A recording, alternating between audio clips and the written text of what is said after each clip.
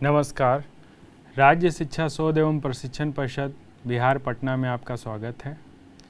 प्यारे बच्चों, हम लोग कक्षा 9 के विज्ञान की पुस्तक के अध्याय 5 जीवन की मौलिक इकाई, आज इस चैप्टर में जीवन की मौलिक इकाई पर चर्चा करेंगे और चर्चा करते हुए आप सीखेंगे कि किस प्रकार जीवन बना है और किस प्रकार से जीवन की सबसे छोटी इकाई यानी कि सजीवों की सबसे छोटी इकाई क्या है, इसके बारे में समझेंगे।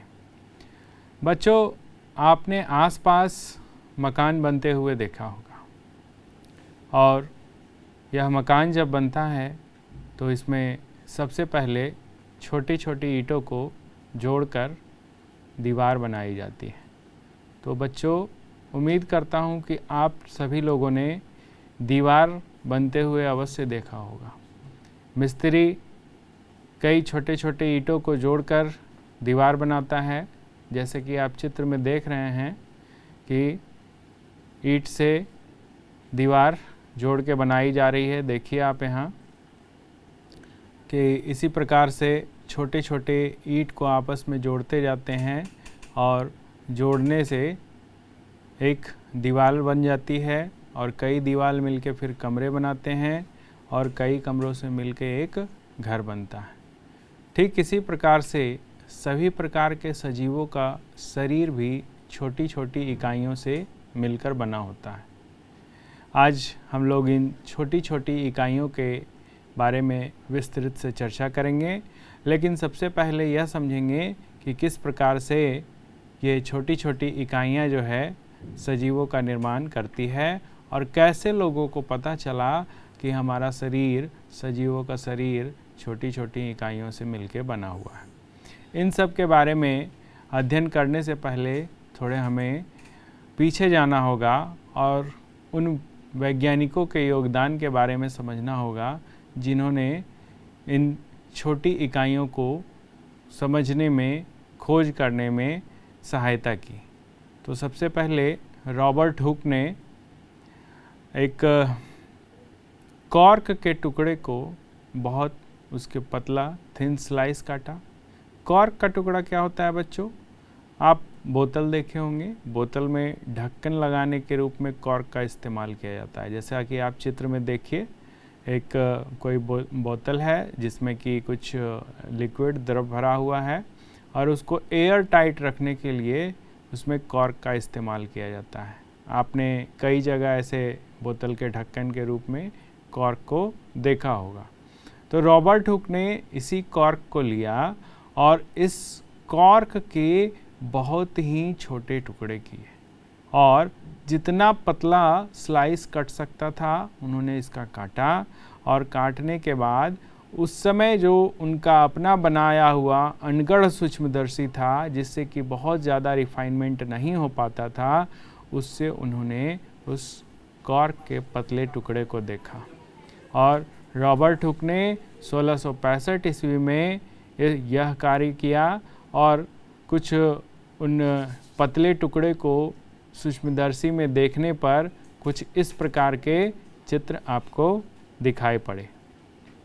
देखिए रॉबर्ट हुक ने किस प्रकार का चित्र देखा उस सूक्ष्मदर्शी में देखने पर आपके सामने आ रहा है। देखिए यहाँ पर आप इनको ध्यान से देखेंगे तो आपको लगेगा कि यह छोटा छोटा घर जैसा बना हुआ है और रॉबर्ट हुक ने इन अपने विचारों को एक किताब में लिखा और उस किताब का नाम माइक्रोग्राफिया रखा।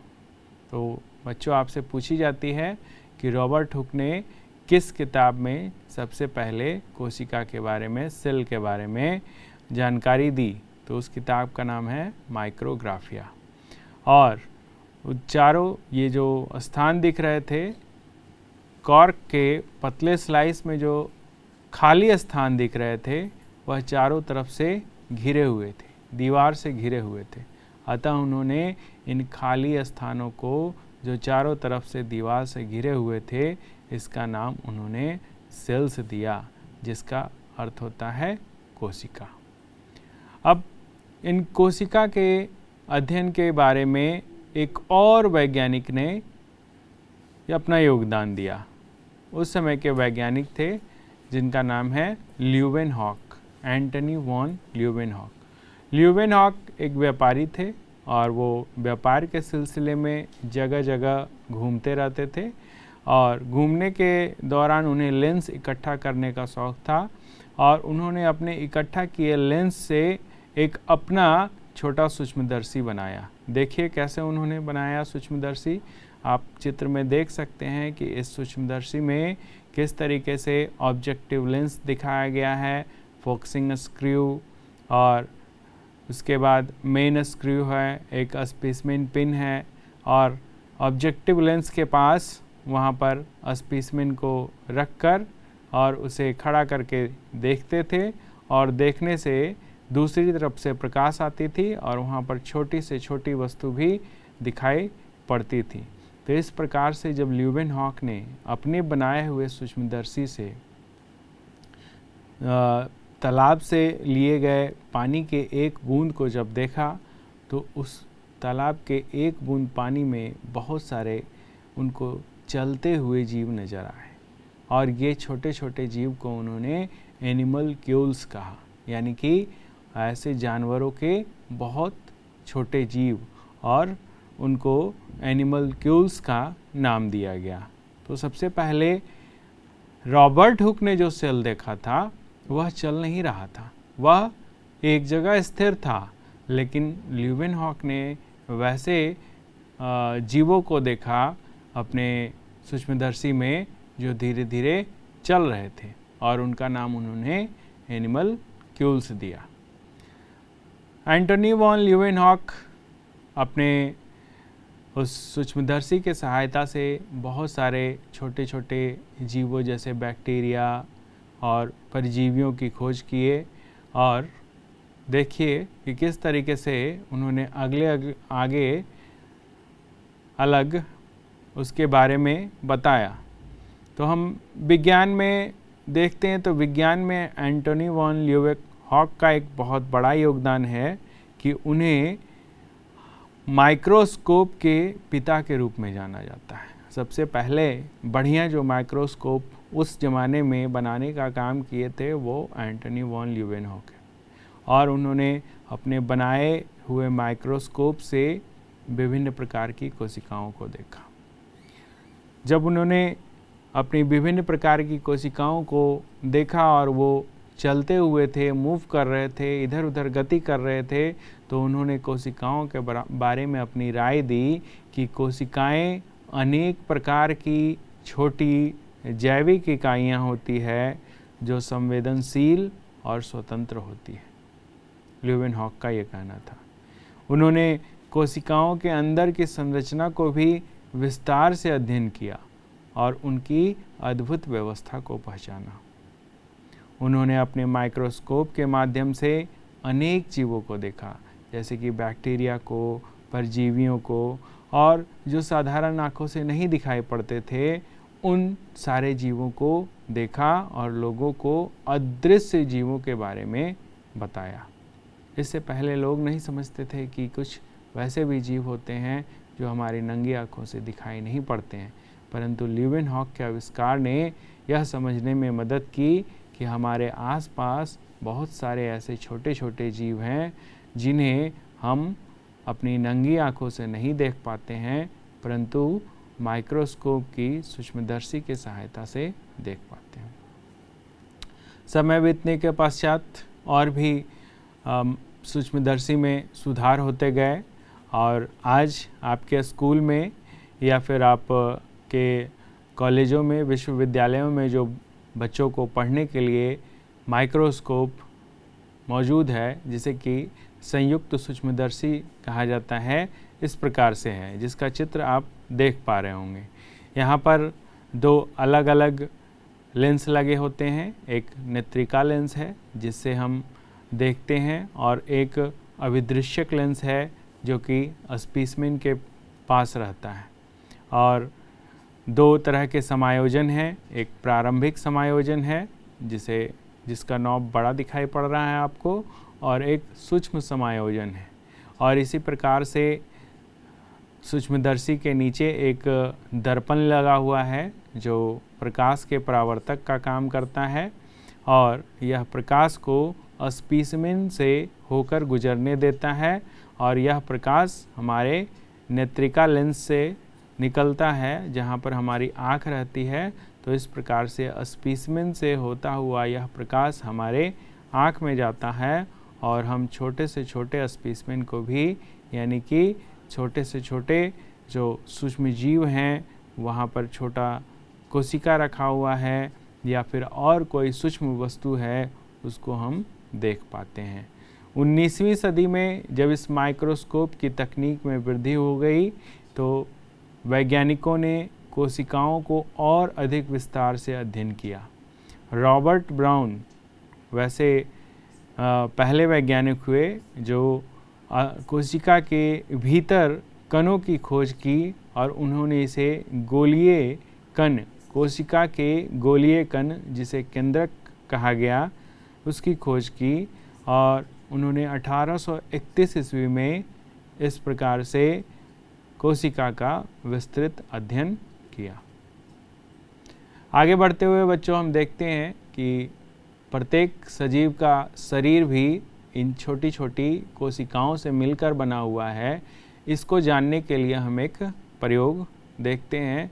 यह प्रयोग है प्याज के झिल्ली के सतह को देखना। आप बच्चों प्याज जब छीलते हैं तो प्याज के परत के अंदर एक पतली झिल्ली पाई जाती है। इस पतली झिल्ली को जब हम सैफरानीन से रंगते हैं, उसमें सैफरानीन में 30 सेकंड के लिए रख देते हैं और उसके बाद इसे स्लाइड पर रखकर संयुक्त सूक्ष्मदर्शी में देखते हैं तो कुछ हमें इस प्रकार की कोशिका दिखाई पड़ती है। आप बच्चों यहाँ पर देख रहे होंगे कि बहुत सारे छोटे छोटे खाने बने हुए हैं और प्रत्येक खाने में एक गोल संरचना दिखाई पड़ रही है। ये प्रत्येक खाना एक कोशिका को दर्शा रहा है और जो गोल बिंदु जैसा आपको दिखाई पड़ रहा है, यह उस कोशिका का केंद्रक है। तो ध्यान से देखिए इस स्लाइड को। जब आप प्याज की पतली परत की झिल्ली को देखेंगे तो आपको बहुत सारी कोशिकाएं दिखाई पड़ेगी। बच्चों, यह एक्सपेरिमेंट बहुत आसान है। आप अपने विज्ञान शिक्षक की सहायता से इसे अपने विद्यालय में भी कर सकते हैं। कुछ इसमें बहुत ज़्यादा दिक्कत नहीं है, बहुत परेशानी नहीं है। प्याज लाना है, उसकी झिल्ली को निकाल कर उसमें सैफरानीन से उसे कलर करके और स्लाइड पर रखकर सूक्ष्मदर्शी की सहायता से देखना है। तो इस प्रकार से यह पता चला वैज्ञानिकों को, यह पता चला कि यह छोटे छोटे जो संरचना है, इन्हीं संरचनाओं से मिलकर सजीवों को शरीर बना हुआ है। अब इन संरचनाओं को ज़रा और विस्तृत अध्ययन करते हैं तो देखिए कि प्याज की झिल्ली की एक कोशिका का जब हम अध्ययन करते हैं तो यह देखते हैं कि एक कोशिका चारों तरफ से एक दीवार से घिरी हुई है, जिसको कि सेल वॉल या कोशिका भित्ति कहते हैं। और उस कोशिका भित्ति के अंदर एक पतली झिल्ली रहती है जिसे सेल मेम्ब्रेन या कोशिका झिल्ली कहते हैं। इस कोशिका झिल्ली के अंदर कुछ द्रव्य पदार्थ भरा रहता है जिसका नाम साइटोप्लाज्म है और बीच में आप या फिर उस कोशिका के अंदर आप एक गोलीय कण के रूप में देखते हैं जिसे न्यूक्लियस कहा जाता है और कोशिका का अधिकांश भाग खाली भी होता है जिसे वैक्यूल कहा जाता है। तो जब आप इस कोशिका को और भी विस्तृत रूप से देखेंगे तब आपको कोशिका के अंदर की संरचना पता चलेगी। अभी आप बच्चों अपने स्कूल में प्याज की झिल्ली में कोशिका देख सकते हैं, परंतु उस साधारण सूक्ष्मदर्शी से कोशिका के अंदर की संरचना के बारे में आपको जानकारी नहीं मिलेगी। आइए आगे बढ़ते हुए और कोशिका के बारे में कुछ नई बातों की जानकारी हम लोग लेते हैं और कोशिका की परिभाषा क्या होगी इस पर चर्चा करते हैं।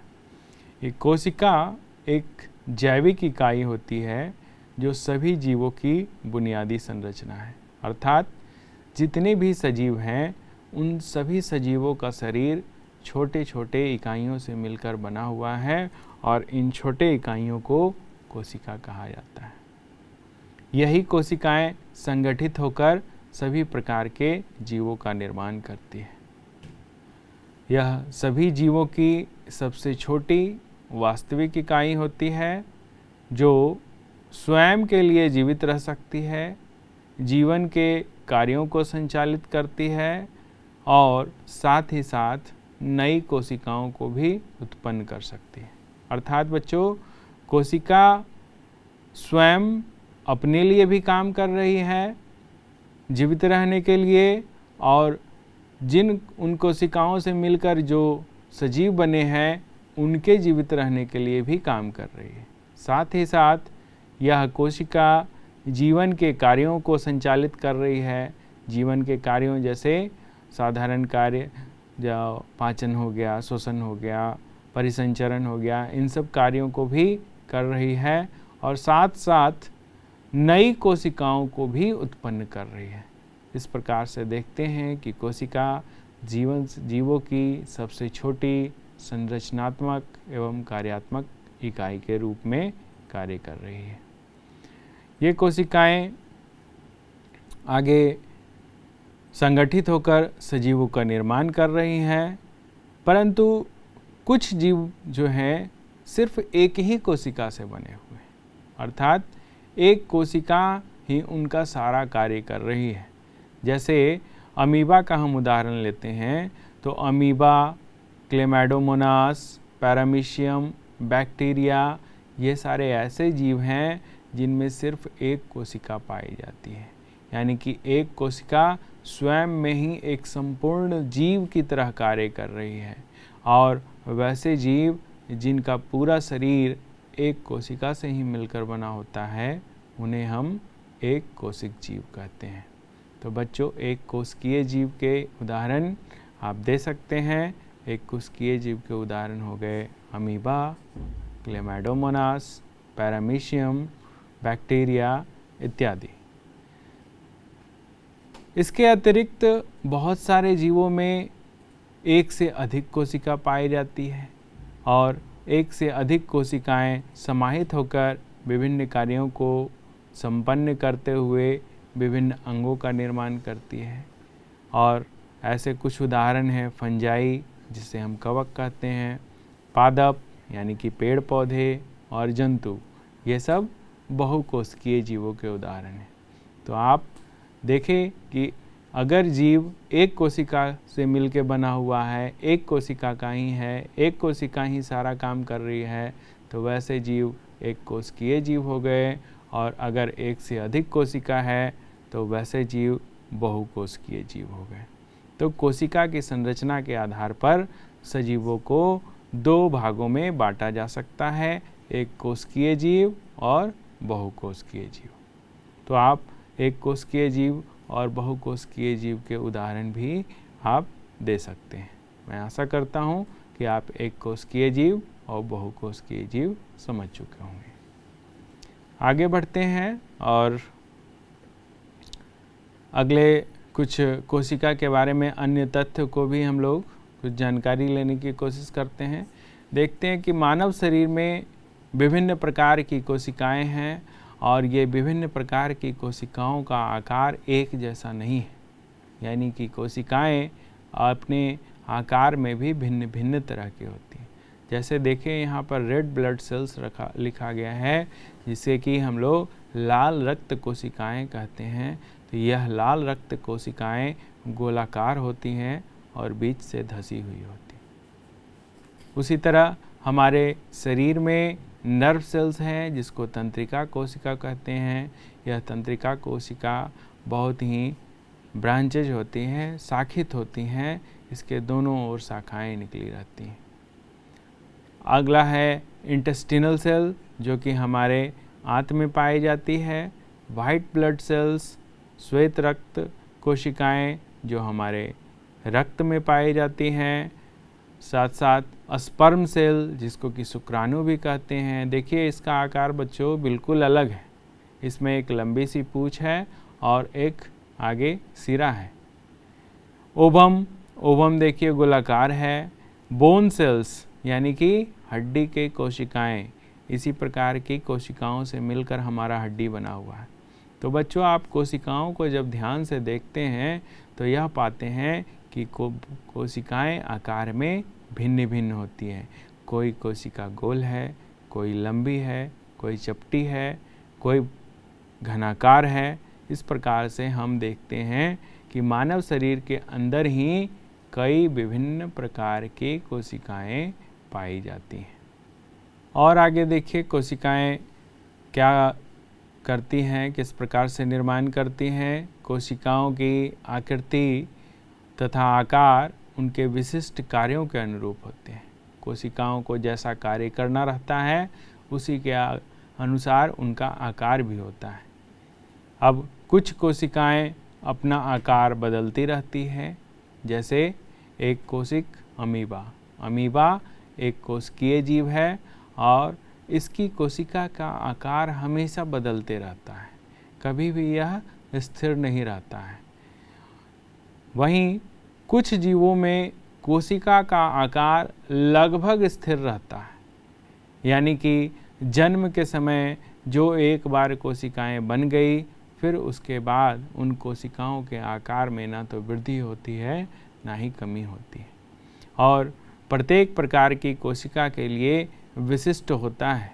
जैसे उदाहरण के लिए लें तंत्रिका कोशिका। मानव शरीर में उपस्थित तंत्रिका कोशिका एक बार बन जाती है तो उसका आकार फिर बदलता नहीं है, वह उसी आकार की रहती है, लगभग आकार उसका स्थिर रहता है। इस प्रकार से बच्चों हम देखते हैं कि प्रत्येक जीवित कोशिका में कुछ मूलभूत कार्य करने की क्षमता होती है और यह मूलभूत कार्य करने की क्षमता सभी सजीवों का गुण है। प्रत्येक कोशिका में कुछ विशिष्ट घटक भी होते हैं। अब कोशिका के अंदर भी छोटे छोटे अंग होते हैं, घटक होते हैं, जिससे मिलकर यह कोशिका बनी होती है और उन घटकों को हम लोग कोशिकांग कहते हैं। और प्रत्येक कोशिकांग एक विशिष्ट कार्य करता है, जैसे कोशिका में नए पदार्थ का निर्माण करना, अपशिष्ट पदार्थ का निष्कासन करना इत्यादि। जिस प्रकार से एक बहुकोशिकीय जीव में कार्यों का बंटवारा होता है, अलग अलग अंग अलग अलग कार्य करते हैं, उसी प्रकार से कोशिका के अंदर भी बहुत सारे छोटे छोटे विशिष्ट घटक पाए जाते हैं, जिन्हें कोशिकांग हम कहते हैं। और यह कोशिकांग भी अलग अलग प्रकार के विशिष्ट कार्य करते हैं और इन्हीं कार्यों के कारण कोशिका जो है जीवित रहती है। अर्थात एक कोशिका के अंदर जब तक कोशिकांग कार्य करते रहेंगे वह कोशिका जीवित रहेगी, और अगर ये कोशिकांग काम करना बंद कर देंगे तो कोशिका मृत हो जाएगी। इसलिए ये कोशिकांग मिलकर मूलभूत इकाई कोशिका का निर्माण करते हैं। कुछ अन्य तथ्य कोशिका के बारे में आप लोग को जानना आवश्यक है बच्चों। जो जे.ई. पुरकंज ने 1839 ईस्वी में कोशिका में स्थित तरल जैविक पदार्थ को जीव द्रव्य का नाम दिया। अर्थात जितने भी कोशिका हैं उन सभी कोशिकाओं के अंदर एक तरल जैविक पदार्थ मौजूद होता है जिसे जीव द्रव्य कहा जाता है, और इस जीव द्रव्य का नाम जे.ई. पुरकंज ने 1839 ईस्वी में दिया। दो जीव वैज्ञानिक एम. स्लीडन तथा टी. श्वान ने कोशिका सिद्धांत के विषय में बताया। क्या है बच्चों कोशिका सिद्धांत? यह सिद्धांत यह कहता है कि सभी पौधे तथा जंतु कोशिकाओं से बने होते हैं और वे जीवन की मूलभूत इकाई हैं। विर्चो ने कोशिका सिद्धांत को और आगे बढ़ाया। उन्होंने बताया कि सभी कोशिकाएं पूर्ववर्ती कोशिकाओं से बनी होती हैं। अर्थात कोशिकाओं का निर्माण हम लोग प्रयोगशाला में अभी तक नहीं कर पाए। जितने भी कोशिकाएं बनी हैं वह पहले से उपस्थित किसी अन्य कोशिकाओं के विभाजन के फलस्वरूप बनी है। अर्थात सभी कोशिकाएं अपने पूर्ववर्ती कोशिकाओं से ही जन्म ली हैं। 1940 में इलेक्ट्रॉन सूक्ष्मदर्शी की खोज के बाद कोशिका की जटिल संरचना तथा बहुत से अंगों को समझना संभव हो चुका है और इस प्रकार से कोशिका के बारे में हम आज के समय में एक विस्तृत जानकारी हमारे समय उपलब्ध है। तो बच्चों, आगे के क्लास में हम लोग कोशिका के विभिन्न अंगकों और कोशिका की संरचना के विषय में विस्तृत अध्ययन करेंगे। आज इस पाठ में यहीं तक समाप्त करते हैं इसे। उम्मीद करते हैं कि आप लोग कोशिका की जानकारी प्राप्त किए और कोशिका के विषय में जो भी बातें बताई गई हैं उन्हें ध्यान से आप समझिए और पढ़िए।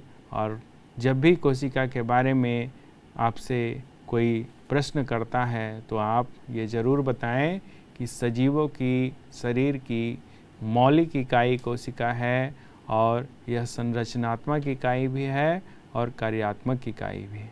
अर्थात यह संरचना तो कर ही रही है, साथ साथ अकेले कार्य भी कर रही है। अगर ये कोशिकाएं कार्य करना बंद कर दें तो सजीव शरीर जो है वह मृत हो जाएगा। इस प्रकार से कोशिका सजीवों की मौलिक इकाई है, या फिर हम कह सकते हैं जीवन की मौलिक इकाई कोशिका है। तो आज के लिए इतना ही। धन्यवाद।